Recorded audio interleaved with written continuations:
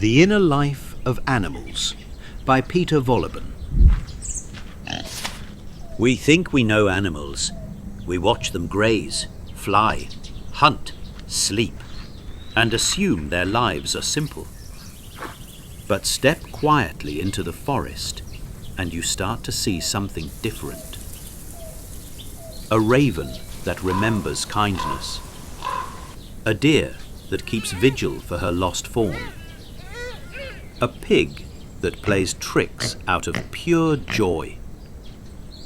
Beneath fur and feather is a world of emotion, fear, curiosity, affection, even grief, shaping the choices they make and the relationships they build.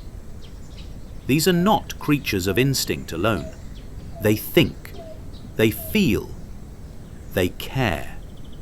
And when you understand their inner lives, the boundary between us and them becomes thinner than we ever imagined.